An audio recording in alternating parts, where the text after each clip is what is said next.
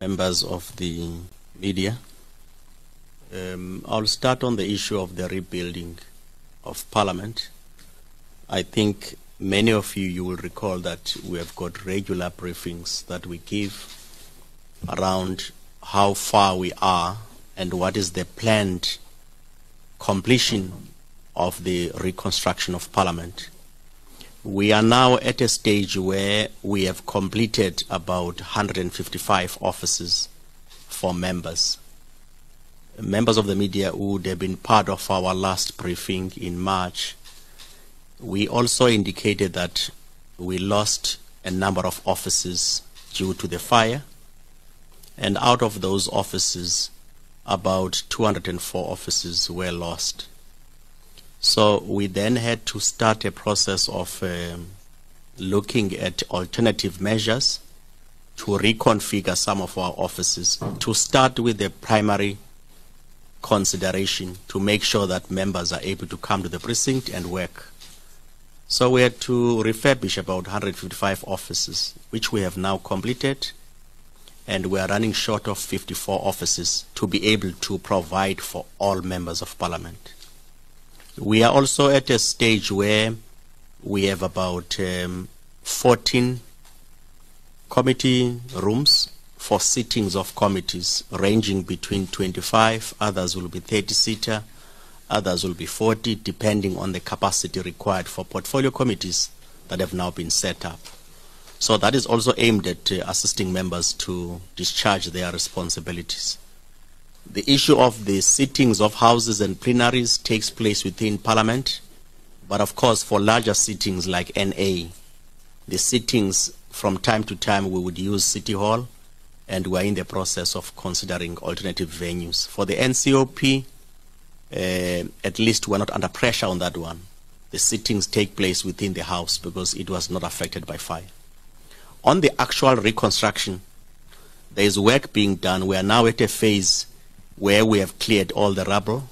We are also at a stage where we are now dealing with the deconstruction phase, which we call demolishing of the building in terms of the partial areas that must be demolished whilst preserving others as a heritage building. So the contractor is due to finish by September in terms of demolition.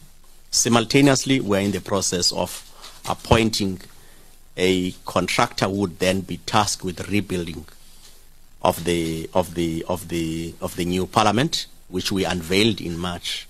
So we look forward for that work to start in earnest, so that by January, brick and mortar phase actually take place, and we intend finishing this by April 2026 to be commissioned for service.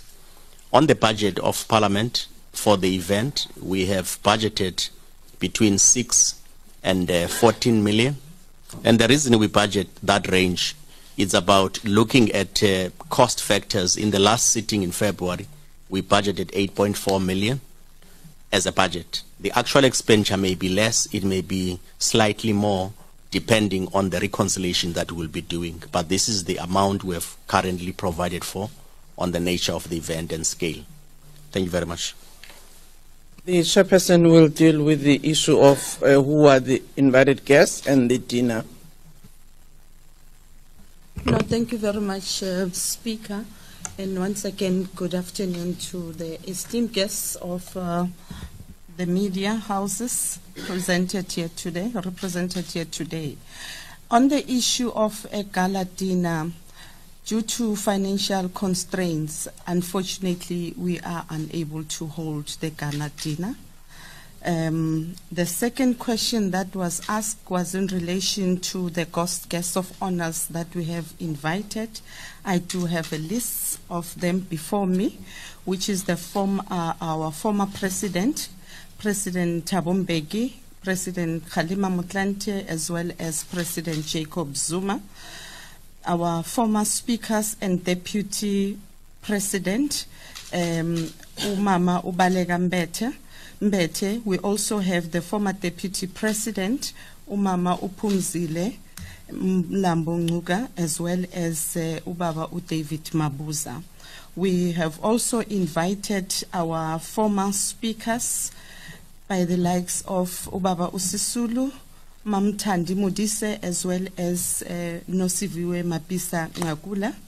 We have also extended the invitation to the former chairperson of the National Council of Provinces, also the Chief Justice Zondo, as well as the Deputy Chief Justice Umama Umaya, and all other 15 judges, the Executive Mayor of Cape Town, as well as 9 eminent persons representing each of the provinces.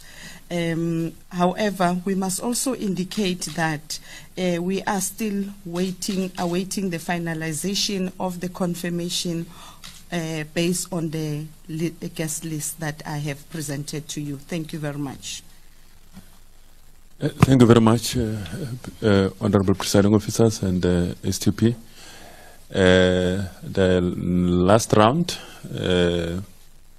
Paul, you will be the first, and then Brajo, you will be the second, you will be the third. Any other hand? Because this is the final round. With regard to, because I don't want to burden the presiding officers and the STP with regard to the issue of the streets, the closing of the streets, etc. It is nothing different from the previous events that have taken place there, but we do have the channels that we communicate those closures and inconveniences through radio stations, through the working with the city of Cape Town. So that has happened and continues to happen as well. Thank you very much, Speaker. Well, thank you for taking that question. Just to indicate that with regards to the briefing, when we host such an event, we work with other agencies of state, including Public Works, because some of the issues of venues, that's Public Works' responsibility, whether here or anywhere where that gets designated as the place where Parliament will sit. We work with the security agencies who also brief us on the roles that they play normally. As I indicated in the opening, some of the displays that will be done by the military. So they would have briefed us about any security arrangement that will ensure that the event goes smoothly and safely. You would know that it has been a practice that Parliament will provide what we call the Speaker's Corners or Speaker's Corner, so that those who may be protesting or marching, they will be directed to, and the officials of Parliament will receive the memoranda in order for us to appreciate what are the concerns of those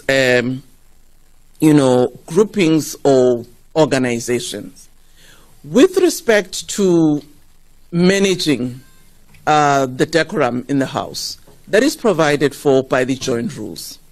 And the joint rules are very specific on how we deal with issues of language, how members must conduct themselves in addressing each other or addressing a particular topic, but also how do you deal with disorderly conduct in the House. So it's not something new, it's what is done. And you have observed, some of you, when Parliament is in session, the Speaker or the Chairperson will indicate to the member that in terms of this particular rule, you are either supposed to withdraw your statement or you are supposed to actually take your seat, or if you don't want to withdraw, you may actually exit the House. So there are a number of things that are being done in terms of the rules in managing disorderly conduct. And also, there's also provisions on how the Speaker or the NCOP chairperson will deal with matters that may be a threat to the House in terms of disorderly conduct. So those are provided for in our rules, and that's what we address. With respect to the issue that you have raised about decisions on definitions as well as the sittings, the Rules Subcommittee has met and they will be reporting